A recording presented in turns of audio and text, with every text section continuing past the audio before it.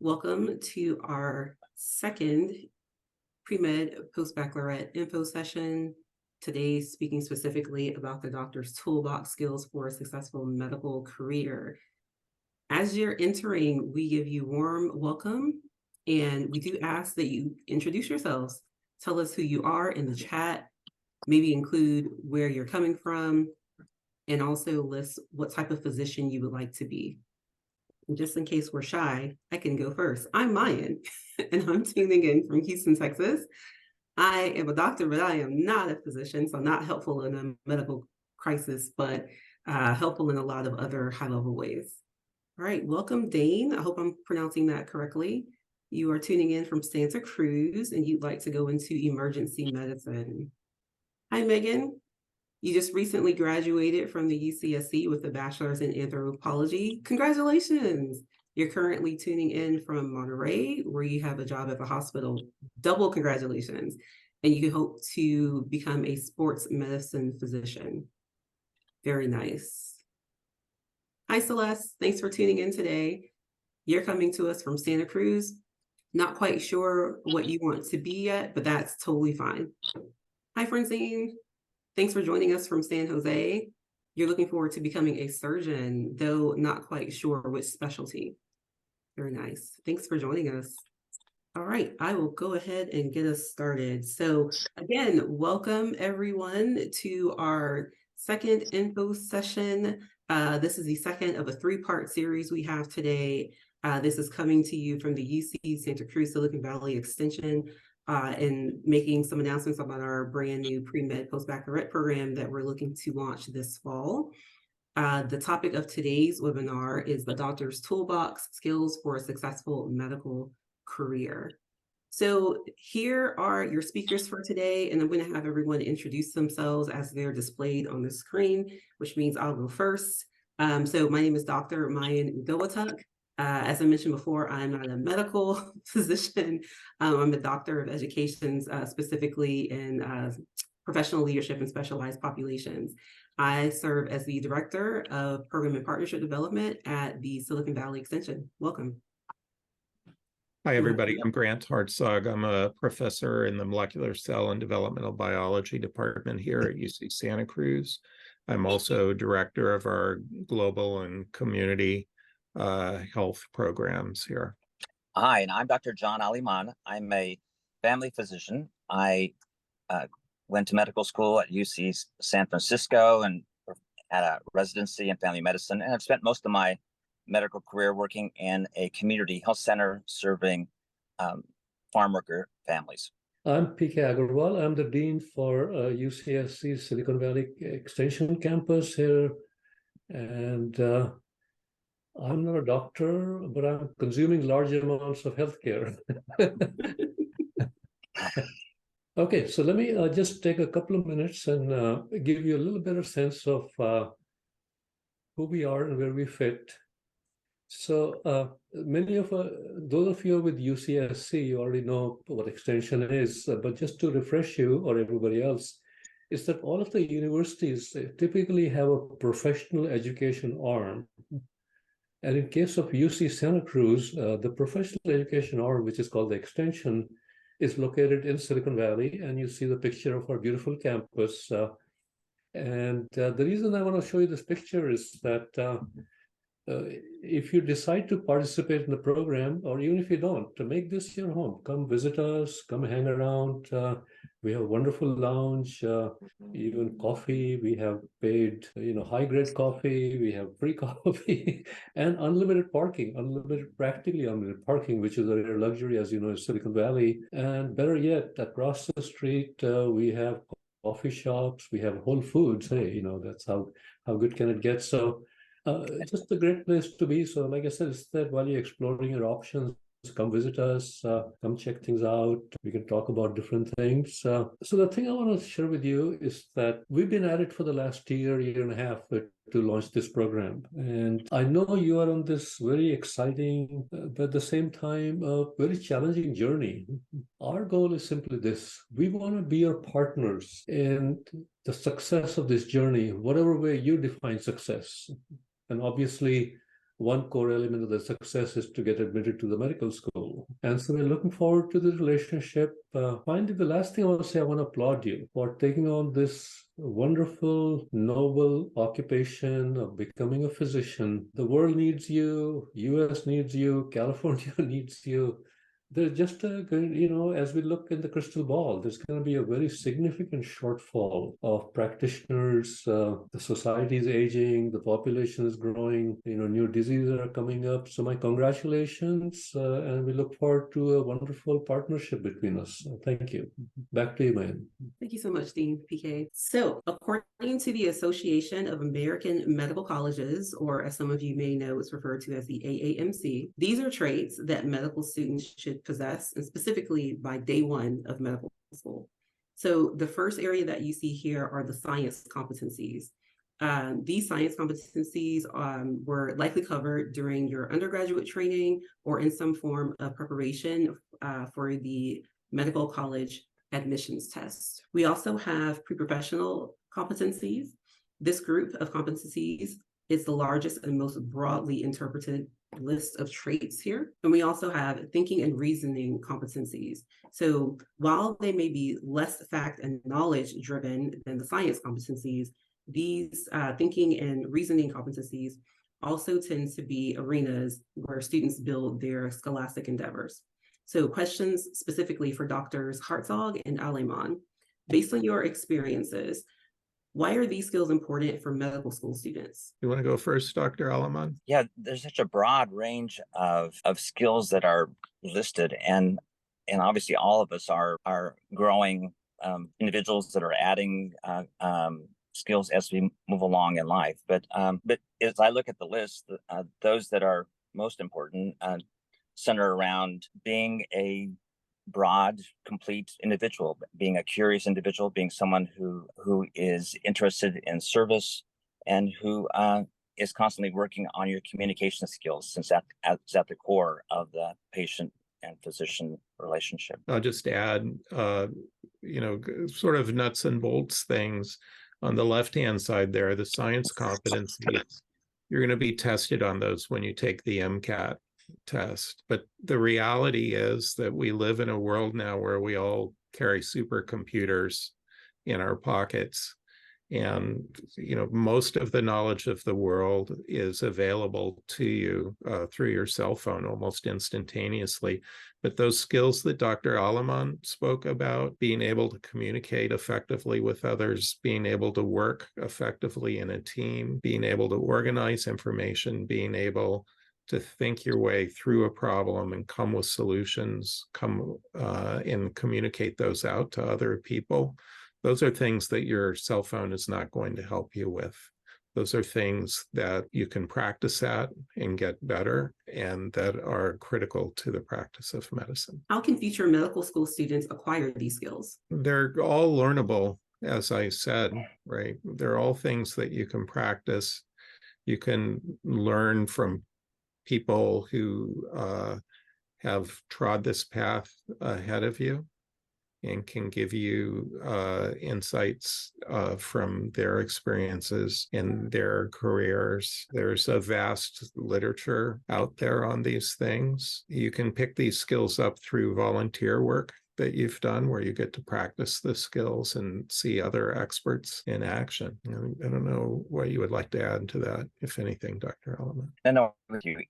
Whatever place you are in your life, whether you're still in pursuing an academic career at this point, or if you're in a job, so many of these things have to do with communication skills, with continual improvement, with looking for opportunities for service that expose you to people's needs and allow you to find ways to communicate effectively. All those things will certainly help you in the process. So according to the Harvard Business Review, the skills that you see here are those that physicians will have, and these skills will shift as they grow in their leadership roles.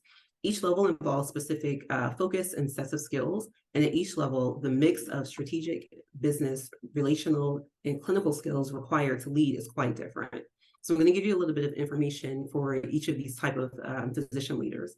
So the individual practitioner. This level comprises practicing physicians who are part of a part of a group or solo practice, and are focused primarily on patient care. The MD leader, this level involves running a medical group, hospital program, or an academic medical center, also known as an AMC division, specifically as a medical director of a service line or a group of MDs, or a leader of a clinic or residence or fellows program in an AMC. And along with this, they're managing other physicians or a program.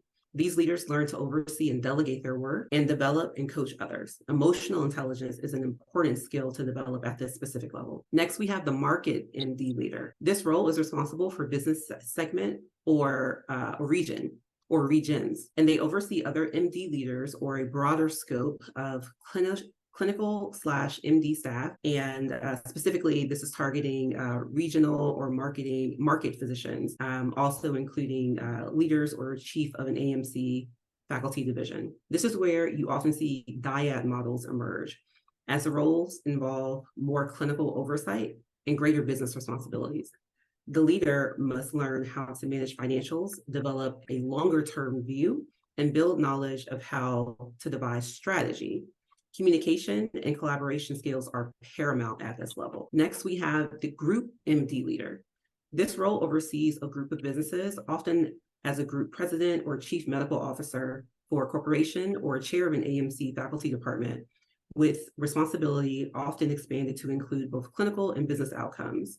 Here, the leader must be proficient in evaluating strategy, portfolio assessment, and factoring in the complexities of both internal and external business requirements, in addition to the skills gained in their prior roles.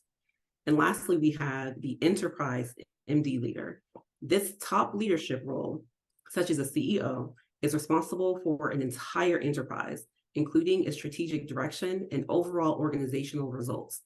Leaders at this level emphasize visionary thinking, discerning key external trends, strategic positioning, and developing mission-critical priorities.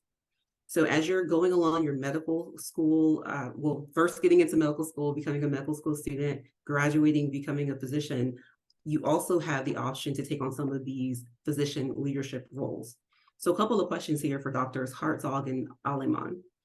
Actually, one question in particular. And then I have a question for PK, because he's at a very top leadership position as well. So for Drs. Hartzog and Aleman, what can future medical school students do now to prepare for these types of leadership roles? Well, my comment is that whatever place you're in your career right now, when you have opportunities to serve, and that often opens up opportunities to provide input and to take on additional responsibilities, and that usually involves getting some additional training, whether it's in areas of management, areas of personality development, those sorts of things.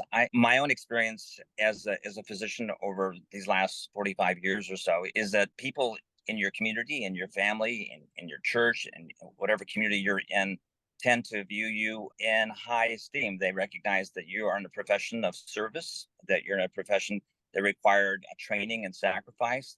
You're in a profession that respects knowledge and its use for good. So you'll find yourself being asked to participate in a leadership role, maybe within your medical group, maybe within your medical society, maybe in the hospital board. So those opportunities are there, but it requires an effort on your part to acquire some of those management skills along the way. So in terms of how you can prepare for those sort of changes that will ensue as you enter your career, certainly any kind of management skills and skills just with communication will serve you well down the road. Yeah, I'll just add, healthcare is 20% of the U.S. economy. We spent over $3.4 trillion on healthcare last year, so it's a vast enterprise.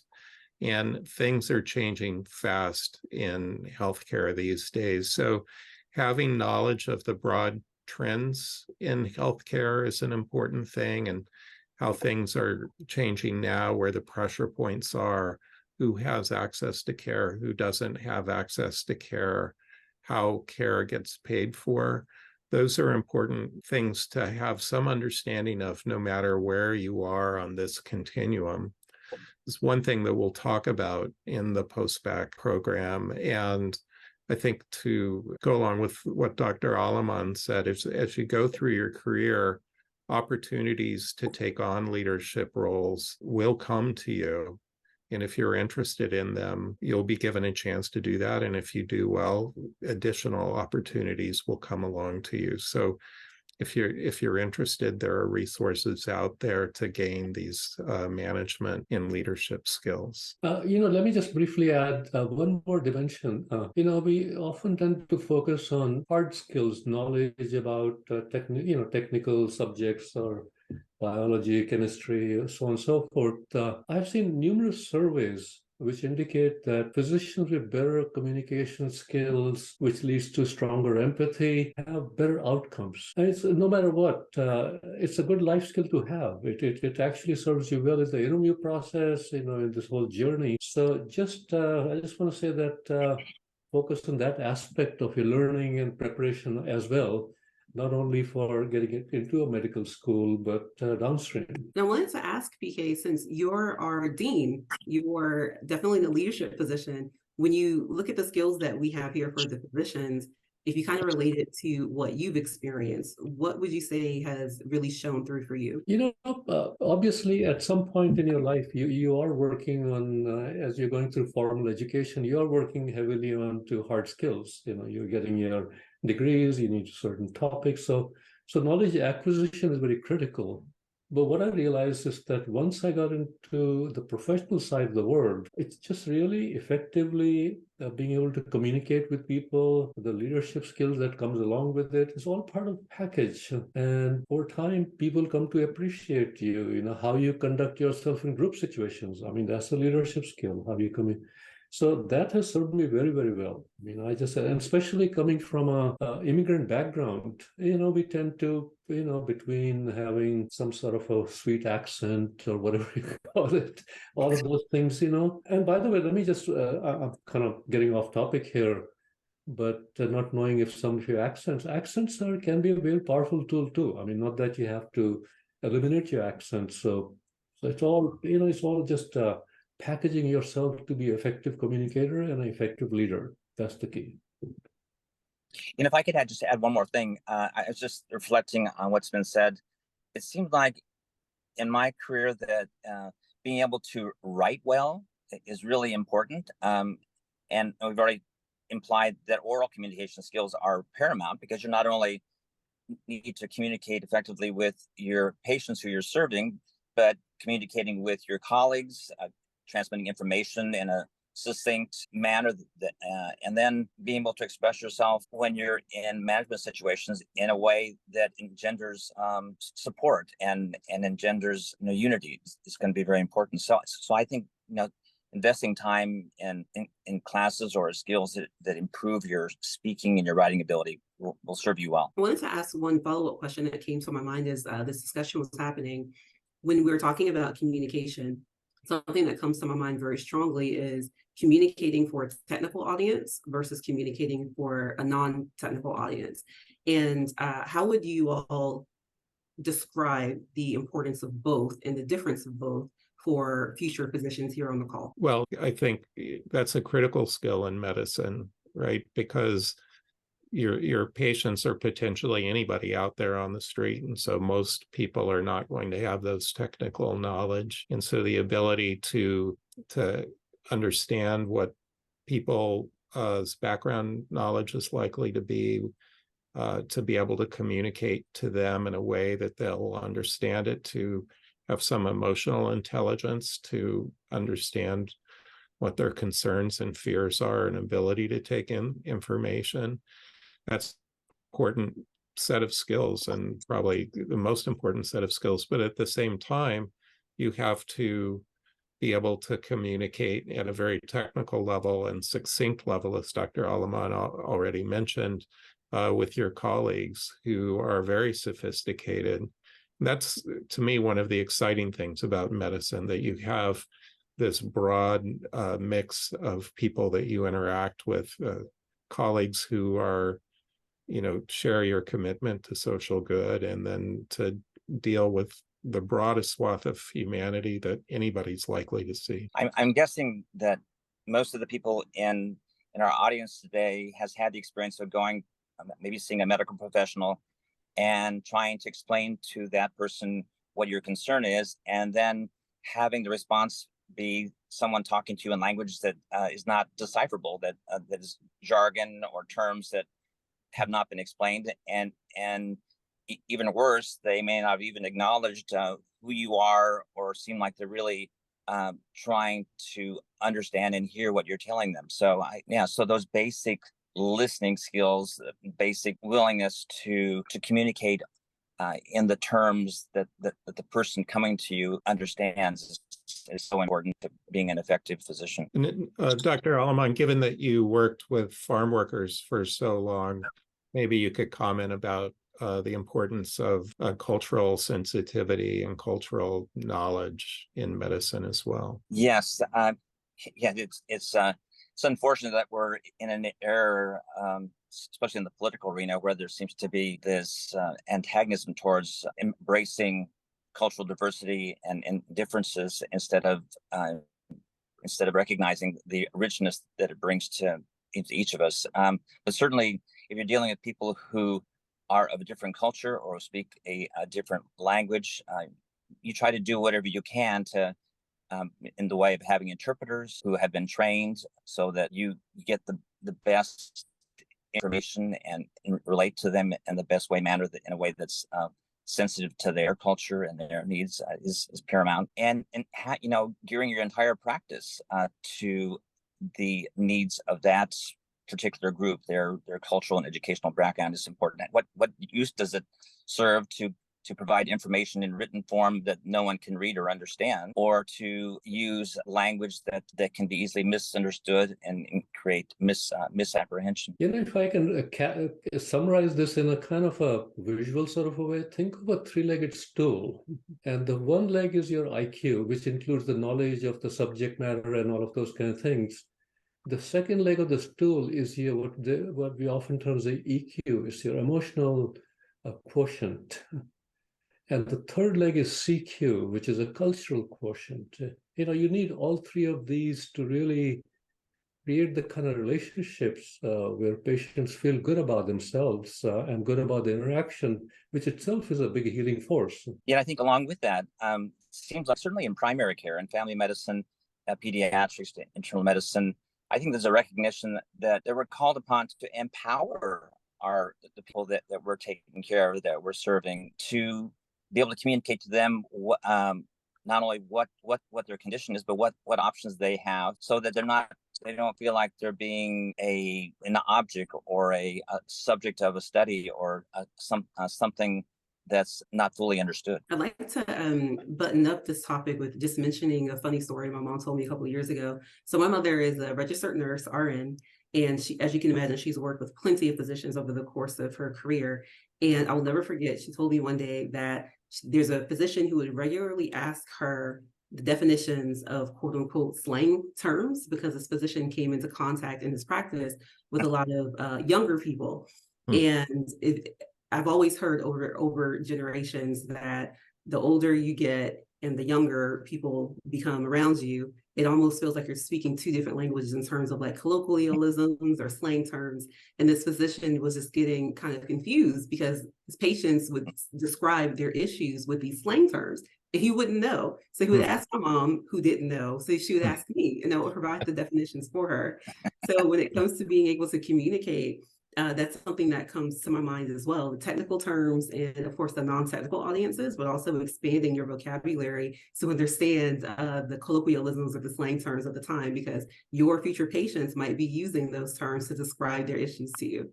It does require some humility, a willingness to acknowledge that you're going to make mistakes, but then an openness and a willingness to ask people that you're serving whether that makes sense or is that acceptable to them, and asking permission to share information with them, honors them and gives them more agency. Absolutely. All right. So when it comes to the categories that you see listed here, these could definitely be considered as quote unquote other or additional skills that future physicians may need to know or at least be aware of.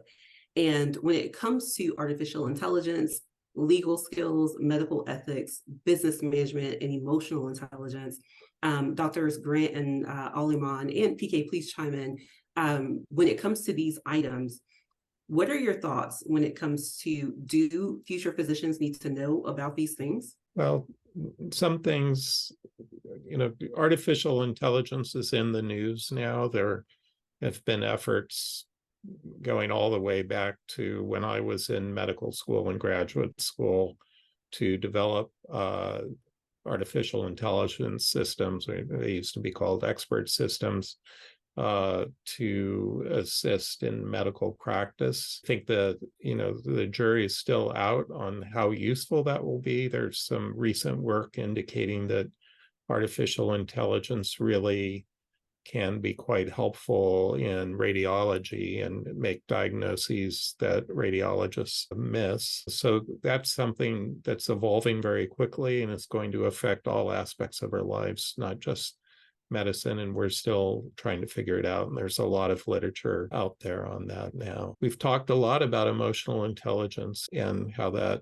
relates to communication skills, and that's clearly very important. And as we said, that's something that you can practice at and get better over time. I think business management, we've talked a little bit about there. And clearly, as people more and more move to large medical practices and the regulatory requirements get more onerous over time, management skills are important. And I think I will let Dr. Aleman maybe talk about medical ethics and legal aspects of medicine. Yeah, I can only really speak to that in a sort of limited way in terms of how my life has interacted with ethical issues that relate to management.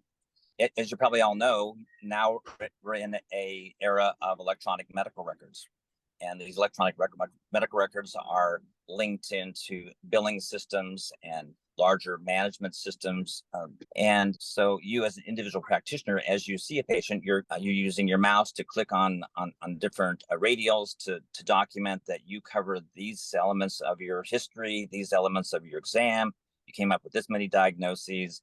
And knowing that all those little radio clicks generate a bill and they get passed on and form a database for other decisions within the organization. But it requires a certain amount of honesty to only click the radials that represent what you actually did, and not bill for something that you didn't do. So that's just a small little decision point that I've encountered throughout my practice in these later years. But it goes to the issue of being honest, having integrity in your practice. Let me offer another visual metaphor that hopefully will help sort of cement some of this. So I think the future success belongs to people who are T-shaped individuals. And think of the vertical side of the T as your medical knowledge, your specialization, and so on and so forth. And the horizontal part is a good generalist. So whether it's the legal, whether it's the business, whether it's the ethical things, or societal things, any number of things that both Grant and John have talked about. And at that, the horizontal part of the T is what I call curiosity. I think it's a wonderful trait because that keeps you alive, that keeps you, learning more about different things. And, sometimes a lot of this stuff can be daunting, but the good news is in the day and age of internet and chat GPT and everything, you can acquire some of these new skills also just as needed. So yeah, certainly you need to have the foundation, but not to sort of stress yourself to a point where, oh my God, how much can I do in the next year or 2 years as I'm preparing for this thing? So, go for the ride, to just having fun. Just thinking more broadly, Dr. Aleman, about the ethical and legal issues. People often worry a lot about being sued and will I be sued if I become a doctor? And can you talk about maybe some of the foundational training and ethics and legal aspects of medicine and scope of practice that protect people from that and allow you to provide the best possible care for your patients? Yeah, for a number of years, I served on the board of a Medi-Cal Medicaid group that served a couple of different counties. And as part of that serving on the board, we would review people's applications to serve patients who received that Medi-Cal and so forth. And so we would review their malpractice history, what judgments were pending, what complaints had been filed against them. And by and large, most of the complaints, most of the legal actions taken against doctors related to not being conscientious in how they recorded what they performed. And we're talking about, the extreme, or who were treating someone without really following the accepted very broad guidelines. It usually was at the extreme. And it's very rarely, and then occasionally there would be something that happened in a surgical procedure where something didn't go well. And that's going to happen no matter how good of a surgeon you are or how good of a proceduralist you are. But the far greater majority involved people who were not showing an ordinary amount of carefulness in documenting what procedures and what tests and what advice they were giving, or were prescribing treatments that were well out of the normal range of accepted care. So that a practitioner who shows ordinary conscientiousness in terms of documenting what happens and what care they provided and what their rationale was, it's relatively rare that you're going to get sued or be part of a suit. I'll just add then this also communication skills are important. And there's good evidence out there that physicians who get sued are more likely to be those with poor communication skills, who are viewed by their patients as not caring about them, not being empathetic, not clearly communicating why they're doing things, not treating the patient like a person. So working on those communication skills and learning what your normal scope of practice is for whatever type of medicine you practice can really protect you from that. That's a great point. I think that, I agree. That's very true and well documented. I think it was PK that mentioned ChatGPT, and recently I was perusing through the internet of physicians and ChatGPT, and there are a couple of articles that came up and said that ChatGPT can actually be used so that physicians can improve their bedside manner. But then at the other end, there were some articles that were arguing that if a physician is going to use ChatGPT, it should be in that type of way, of course, excluding any personal identification information from patients or colleagues, and to absolutely avoid using ChatGPT to look for research citations, because as we were learning, these AI systems, ChatGPT calling you out specifically, they have hallucinations, meaning they can lie, they can create fake citations. And I'm wondering, what are your thoughts on that? Well, I'll say as an academic, it scares the heck out of me.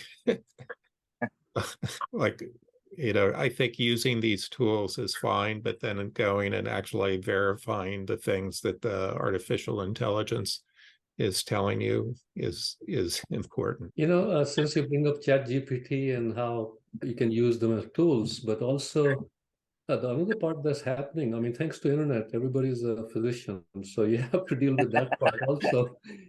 But also now they have to further it. There's a subset of ChatGPT that's called ChatMed. So now you can get, instead of Googling it and all that stuff, you can now actually get very specific medical advice. So it can be quite an interesting dialogue between a patient, future patient, and a physician, where they believe that they know the answer. They just come there to validate the response. Yeah, I'm thinking that it's probably not going to replace critical thinking that takes into account a person's socioeconomic background, their cultural beliefs, many of the things that go into decision making. One person may choose option A, another B, but not because one is necessarily better than the other, but it involves that this discussion about what are the risks and benefits? So what is of value to this person compared to that person? So, if I was going to speculate on this, I'd just say, ultimately, a lot of medicine involves pattern recognition. That one of the reasons that medical training goes on for so long is to allow physicians in training to see many different aspects of disease and how it can evolve over time, and to recognize particular patterns of disease. And I think you'll be able to train computers to do that, expert systems to do that. But as Dr. Aleman says, people are different. They have different values, and maybe that statin drug to lower cholesterol is the right choice for one person, and another person is willing to take the risk of a heart attack because they don't want the side effects of the drug, and a computer's not going to figure that out for you. Yeah. We have one question that was answered by Grant in the chat, but I just want to share it with the group here. So the question is, what about the use of AI or artificial intelligence in fetal heart monitoring or in robotics? Frank, I'm going to read your answer, and then if you would like to expand upon it, please feel free. Grant answered that, yes, there is active work in these areas. It looks promising, but rigorous studies are required to demonstrate effectiveness. Anything further to add, Grant, or Dr. Aleman? No. Just in the history of medicine there and in life, there are many examples where new flashy technologies come along and they get heavily promoted, and sometimes they really are better and sometimes they're not. So we really need to compare these new technologies and new approaches against the current standards to see if they really are providing value or better outcomes for people. And there's a general trend in medicine called evidence-based medicine, which seeks to do this, to say that medical practice should be based on the best available evidence. And so widespread adoption of new technologies, which are likely to cost us more money, by the way, should be preceded by rigorous studies to see if they're actually providing real value to patients. That's a good point. One of the items I recall on the list of skills was quantitative reasoning. It's so critical in discussions you have with people about whether or not they should have a particular treatment. They may read or hear in the news that this drug reduces their risk of having this particular condition in the future by 50%. Well, that may be important if the baseline is in the population is 40% and you reduce it to 20%, that would be a significant change. But if, let's say, the baseline is only 0.5% and you reduce that by 50%, then at 0.05 change, and which may not be significant. So it's that quantitative reasoning that also is critical in addition to the other things. So there's another question coming from the chat, coming from Lynn, and I want to thank you, Lynn, for asking this because I'm looking forward to the answer as well. So the question is, what are the skills needed for physicians to maintain work-life balance and take care of our own mental health while constantly getting exposed to stressful situations on a daily basis? That's a great question. Yeah, I think that's a struggle for most physicians. But the good news is there have been significant change in the medical practice over these last couple of decades that has made, I think for many people, made those decisions of weighing your personal and family priorities against your professional priorities a little bit easier. On things such as having hospitalists who can take care of patients that a primary care doctor might have to take care of otherwise, or the growing number of part-time positions that didn't exist in the past. Makes some of those decisions a little bit easier. I can offer a kind of a longer-term perspective. There's more focus on preventive medicine. And I think over time, if your patient, assume you work in a system, you have your allocation of patients. Just anecdotally, one of the things my primary physician does, first time around felt a little bit awkward, but she called me periodically, saying, I haven't seen you for a while. I said, I hope that's a good thing. You haven't seen me for a while. But then she said, just following up, you had told me that you're going to stop some of those unhealthy practices of, that and whatever. I won't get into my unhealthy practices. But, these are kind of like over long term. These kind of little gentle reminders make a huge difference. And eventually, if your patient allocation is much healthier, it helps bring about that kind of balance. One thing I'll add is a common concern that students have are surround issues of having a family while pursuing a career in medicine. And I'm not going to sugarcoat it.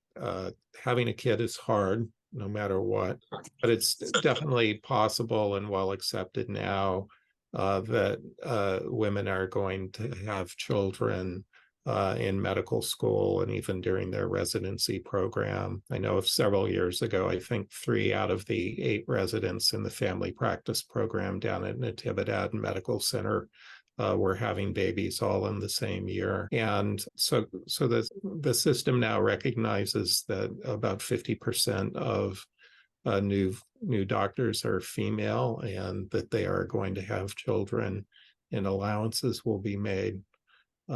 Having said that, having a supportive family is very, very helpful when you have a child, whether you're a doctor or not. Grandpa, just to interject, at the risk of sounding sexist, the growing demographic of women certainly in primary care, which I'm familiar with, has certainly made has been a force that has created more humane circumstances in training as well as in practice. I'm wondering, just based upon some of the conversations I've had with the many physicians that I have in my personal circle, when it comes to choosing your specialty, is that something that students in our audience or future medical students should consider, specifically citing different statistics that come up with the stress levels of the various specialties? Yeah, I think it's certainly any opportunities, and I'm speaking to the choir here because this is part of the motivation for this program that we're participating in now, is to give people an idea of what practices might be like in different specialties. But once you get into medical school, you're going to be exposed to you'll be on different rotations and have a chance to have direct experience in the various fields. And I know in my own experience, in my own medical class, maybe half of those who had a pretty firm idea of what they wanted to go into, that changed by the time they finished their training, just by getting a better idea of what the lifestyle was for that that type of practice, or whether the skills required really fit with their own passion and interests. Yeah, that was my experience. I was at UCSF about a decade after you, and that was my experience as well. We certainly know that lifestyle decisions or concerns affect the choice of specialty that people go into quite a bit. Earning potential may affect that as well. One thing that students probably don't think about enough is the sorts of relationships they're going to have with their patients and what they want from that. So if you're a surgeon, it's mostly going to be one and done, right? You see the patient before the surgery, you do the surgery, you see him once or twice afterwards, and then you never see that person again. Whereas if you're a primary care physician, you have the opportunity to form potentially decades-long relationships with patients, to get to know their families, and to maybe have a deeper sort of relationship with people over time. And depending on who you are and what your interests are, one or the others of those, or many different versions of that, may be interesting for you. And I'll close this topic out by saying that, again, I'm not a physician, but based on the conversations I've had with physicians, especially the ones in my family, when they were making decisions about their specialties, they utilize the information that does exist within medical schools and amongst the different people in physicians or in specialties that they're going to go into, concerning the different aspects of the life that may come with that specific specialty. So for instance, my older brother, he's an ophthalmologist, and at one point was considering becoming having a different specialty, but he looked at that specialty to see that the divorce rates were pretty high among that specialty, so he decided against it. So those are things I think that can also be considered when you're thinking about what specialty you want to go into, and that can definitely link to different life stresses and maintaining some work-life balance. In your fourth year of medical school, you typically have an opportunity to do elective clinical rotation, so you can go and do clinical rotations in specialties that you think you're interested in, to sort of try it on for size and meet people who do that every day. And not only that, you can often travel to other sites to do a senior clerkship, clinical clerkship in a location that you might be interested in ultimately doing a residency in as well. So you don't enter it blind. That's a good point. And so I wanted to make sure that we leave some time for a couple of announcements here. As I mentioned, this is our second of a 3-part series. What we have up next for you is our third and final info session, specifically focusing on funding your medical school journey. This is going to take place online, so same format as we're in now, on August 30th at 12 p.m. Pacific Standard Time. We hope that you can join us then. Also want to give you a reminder about our inaugural Premed-Postbaccalaureate program.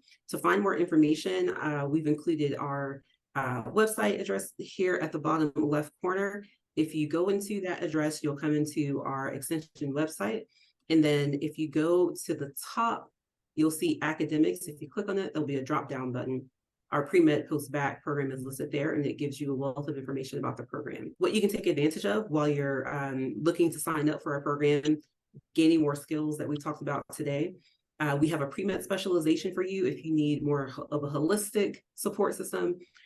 Within this specialization, we have 3 required courses: the A Life in Medicine course, which is a healthcare seminar series. We also have the Keys to Success in Medicine workshop, and we have the Medical School Application workshop.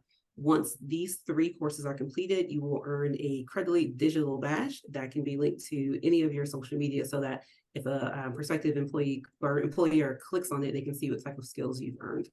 We also have additional support that is not required, but there for you in your need. We have partnered with Kaplan to offer the MCAT Prep course. And for those of you who are wanting more curated, individualized career counseling, you can sign up for that course through the extended 101 career counseling course. And we are also aware that some of you may need some prerequisites towards your medical school application. We have partnered with the UCLA Extension. They are providing a suite of science courses that you can utilize and take in a remote fashion when you sign up through us. Please do keep in touch. We have our email address here and our phone number.